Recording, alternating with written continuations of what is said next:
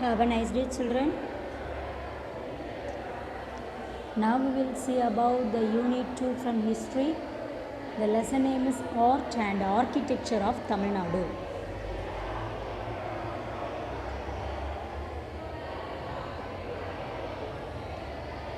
Let's see about the introduction.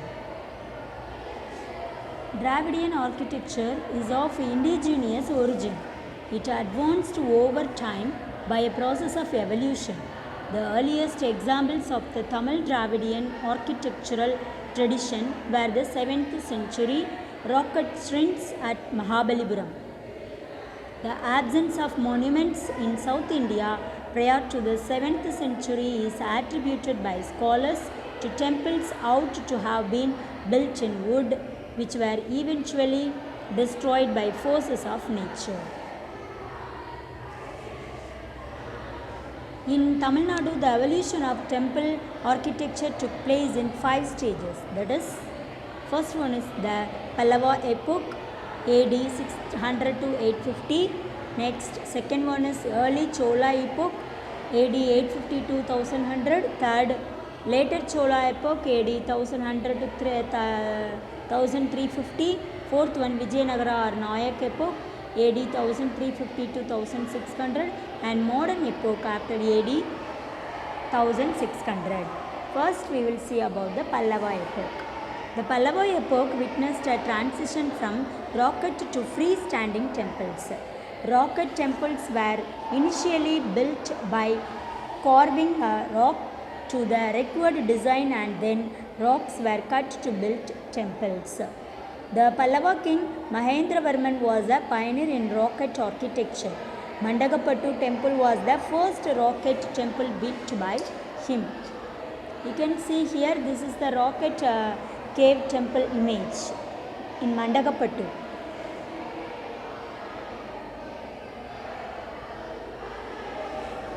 The rock-cut cave structure has 2 pillars in the front that hold it. All the cave temples have simple sanctum cut on the rear side of the wall with the frontage projecting mandapa. On either side are 2 dwarapalas, that is a gatekeepers. This cave architecture reached its decadent phase after AD 700 and gave way to the large structural temples, probably because the structural temples provided a wider scope to the sculptor to use his skill. The shore temple at Mahabalipuram, also called the 7 Pagodas, was built by the Pallava king Narasimhavarman II. It is the oldest structural temple in South India. The structural temples were built using blocks of rock instead of a whole block as earlier. Narasimhavarman II, also known as Rajasimha, built the Kanchi Kailasanatha temple. This image is Kanchi Vaikunta Perumal temple. So the Vaikunta Perumal temple at Kanchipuram was built by Nandivarman II. Mahabalipuram, that is Mamalapuram, is built of cut stones rather than carved out of caves. It has 2 strings, one dedicated to Shiva and the other to Vishnu. In Tamil, Dravida tradition is exemplified by rock-cut monuments such as Panchapandava Rathas, namely Draupadi Ratha, Dharmaraja Ratha, Bhima Ratha, Arjuna Ratha, and Nagula Shahadeva Ratha. The outer walls of the Rathas, especially of Arjuna, Bhima and Dharmaraja, are decorated with nicks and motifs. The nicks have the sculptures of gods, goddesses, monarchs and scenes from mythology. The Arjuna's pennants carved on the face of a granite boulder is a magnificent relief measuring approximately 100 feet long by 45 feet high. Do you know the Mamallapuram monuments and temples, including the Shore Temple complex, were notified as a UNESCO World Heritage Site in 1984. Pandya temples in the Pallava epoch. Early Pandyas were contemporaries of the Pallavas. Unlike the Pallavas, Pandyas installed deities in the sanctums in their cave temples. More than 50 cave temples have been found in different parts of the Pandan Empire. The most important of them are found in Malayadi Kurichi, Anemalai, Tirupparangundram and Tiruchirappalli. These caves were dedicated to Shiva, Vishnu and Brahma. In the Shiva temple of Pandyas, the linga is carved out of the mother rock. The figure of Nandi is also carved out of the rock. The Shiva lingam in the sanctum is installed in the center with enough space all around it. The sanctum also has a drainage canal. The pillars are divided into 3 parts and are of different sizes. The pillars have no uniform ornamentation. The back side of walls, the backside walls are divided into 4 nicks on which the bas relief images of Shiva, Vishnu, Durga, Ganapati, Subramanya, Surya, Brahma and Saraswati are carved out. The Dwarapala's figure on either side of sanctum. Rocket and structural temple are a significant part of the Pandyan architecture. The illustrious examples for rocket style is unfinished Kalugumalai Vettuvan Kovil temple. This image is monolithic temple Kalugumalai Vettuvan Kovil temple. The Vettuvan Kovil, a monolithic temple at Kalugumalai, is hewn out of a huge boulder on 4 sides. At the top of the temple, sculptures of Uma Maheshwarar, Dakshinamurti, Vishnu and Brahma are found. Meenakshi Amman temple in Madurai and Nellaiyappar temple in Tirunelveli represent examples of Pandya's architectural styles. Let's see about the sculptures. The walls of the caves are decorated with the bas relief of the gods and goddesses. In the case of structural temples, the walls of the sanctums are free from image decorations. Instead, the superstructures and the pillars have the sculptures. The sculptures look majestic, having elaborate soldiers, slim bodies, beautiful ornaments and high crowns. Tirupparangundram, Anemalai and Kalugumalai have the bas relief of many deities: Shiva, Vishnu, Brahma, Parvati, Subramanya, Ganapati and Dakshinamurti. These are some remarkable images of the cave temples. Many early Pandya images unearthed from Madurai and its surrounding areas are now in Thirumalai Nayakkar Museum at Madurai. This is the Vettuvan Kovil temple sculptures, this image. Let's see about the paintings. Caves at Sittanavasal, 50 kilometers away from Pudukkottai, and at Tirumalapuram in Sangarangovil Taluk, Tirunelveli district, have outstanding early Pandya paintings. Sittanavasal was a residential cave of the Jain monks. They painted the walls with fresco painting. Unfortunately, we have lost many of those paintings. Among the surviving ones, the Lotus Pond is notable for its excellent execution of colors and exposition of the scene. The image of lotus flowers, leaves spread all over the pond, animals, elephants, buffaloes, swans and a man who plucks the flowers look brilliant. The Sittanavasal paintings have similarities with the Ajanta paintings. Thirumalaipuram, from where we get early Pandya paintings, are in a damaged condition. The early Chola epoch, the Cholas came to limelight in AD 850 under Vijayalaya Chola and continued to govern the region for about 400 years. For the early Chola epoch, the temple at Dharapuram near Dindivanam in Tamil Nadu is worth mentioning. The early Chola architecture followed the style of Sembian Mahadevi. Temples with the increased number of Devakosta figures can be classified as belonging to the Sembian style. Tirupurambiyam is an illustrious example of early temple that was refashioned in the days of Sembian Mahadevi. Let's see about this is the Tirupurambiyam temple image.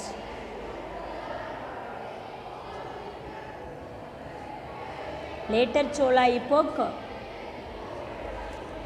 the maturity attained by Chola architecture is reflected in the two magnificent temple of Tanjavur and Gangaikonda Cholapuram.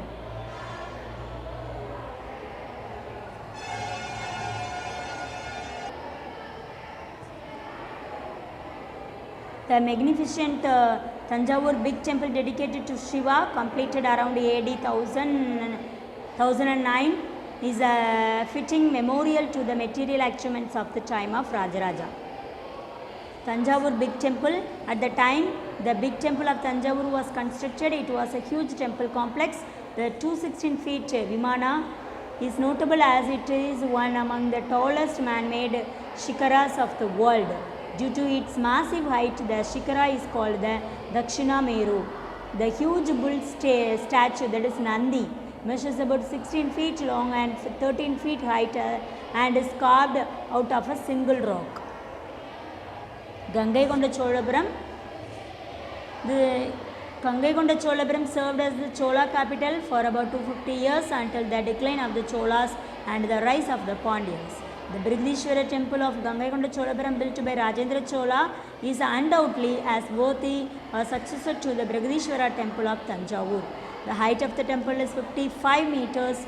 The sanctum has 2 stories as in the big temple at Tanjavur. The outer wall has many projections with necks and recesses on 3 sides. In the necks there are the image of Shiva, Vishnu and other gods. This temple complex has the strengths of Chandishwarar, Ganesha and Mahishasura Mardini. Dharasuram near Kumbakonam is a later Chola period temple rich in architectural splendor, dedicated to Airavadishwara, that is Shiva as god of Lord Indra's elephant. Rajaraja II constructed this temple. This temple is another landmark of Chola architecture. The Mahamandapam is an elaborate structure. The entire structure looks like a Radha because it has 4 wheels at the Mahamandapam. The sanctum and pillars have many sculptures which are miniatures of various mythological figures. A compound wall runs around the temple with the Gopuram. Later Pandyas. The contribution of later Pandyas to South Indian art was significant. A case in point is the cave temple at Pilliyarpatti, that is near Karaikudy, Tamil Nadu, belonging to 13th century. This temple is important both for its sculptures and for an inscription. A beautiful Ganesha is carved facing the entrance. The importance of the figure referred to Desi Vinayaka in the cave inscription is that there are 2 arms with the trunk turning to the right. You can see here, this is the image of Pilliyarpatti temple and Karpaga Vinayaka. Vijayanagara epoch. During the Vijayanagara epoch, a new form of construction emerged. It is the mandapam, to where the gods are carried every year. Pillared outdoor mandapams are meant for public rituals, with the ones in the east serving as the waiting room for devotees which adorn the large temples. These mandapams attract attention for its monolithic pillars. On these pillars are sculptures, horses, lions and gods. The Kalyana Mandapam at Kanchipuram, that is Varadaraja Perumal temple, and at Vellore, Jalagandishwara temple are notable examples. The most, this is the Vijayanagara epoch. The most celebrated of these mandapams in temple of Madurai is the Pudumandabam. The main features of the Vijayanagar and Nayak architecture and decorated mandabas, ornamental pillars, life-size images, gopuras, prakaras, music pillars, floral works and stone windows during the 15th to 17th centuries. Tanks are attached to the temples. Gateways to temple are constructed from 4 directions with massive gopurams. The practice of fitting the necks with sculptures continued during the Nayak period. There was an increased use of major sculpted figures as found at the Alakiya Nambi temple at Tirukurangudi, that is in Tirunelveli district, and the Gopalakrishna temple in the Ranganatha temple complex at Srirangam. The southern festival Mandapam of Adinatha temple at Alvar Tirunagari and the pork of the Nellayappar temple at Tirunelveli are the other notable examples.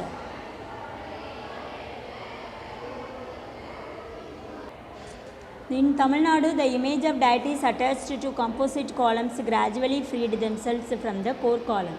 The 1000-pillar Mandapam of the Meenakshi Sundareshwara temple, Pudumandapam at Madurai, Radhi Mandapam at Tirukurangudi and Vanama Malai temple at Nanguneri are illustrious examples for the Mandapam architecture of this period. The pillars of this period are more decorative than the previous period. Monolithic, gigantic Yari pillars, horse pillars with life-size portraits of mythological and royal family members, common folk, animals and floral works were made. Musical pillars were the peculiar features of this time. A sitting line at the top of the pillars is a common feature in the mandapams. The windows are carved out on the walls of the sanctum and mandabas. The Jalagandishwarar temple at Vellore, the temples at Tadikompu near Dindigal and Krishnapuram near Tirunelveli and the Subramania Shrine in the big temple Tanjavur are most remarkable edifices of this time. Vijayanagar and Nayak paintings are seen at Varadaraja Perumal temple at Kanjipuram, Kudalagar temple at Madurai and the temples of Srivilliputhur, Tiruvellarai, Alagar Koyil, Tiruvannamalai and Srirangam. The paintings mostly have the stories from Ramayana, places, scenes and mythological stories. Modern period after AD 1600, the Setupatis as the feudatories of Madurai Nayaks ruled Ramanathapuram and contributed to the Ramanatha Swami temple architecture. In the temple of Rameshwaram, the predominance of corridors is striking. It is claimed that this temple has the longest set of corridors in the world. The temple has 3 sets of corridors. The outer set of the temple's corridors has a height of almost 7 meters and stretches for about 120 meters in both the eastern and western directions. The corridors to the north and to the south, on the other hand, are about 195 meters in length. The outer corridor is also remarkable for the number of pillars that support it, which is over 1200 in number. Moreover, many of these pillars are decorated by ornate carvings. The innermost set of corridors is the oldest of the 3. This is the modern period Ramanatha Swami temple corridor, Rameshwaram. We see the recap. In sum, the Pallava period features sculptural rocks. The early Chola period was marked by grand vimanas. The later Chola period was known for beautiful gopurams. Vijayanagara period's unique feature was the mandapam, and the modern period was when corridors were given prominence. I hope you had understood this lesson. You go through the lesson and learn book back questions.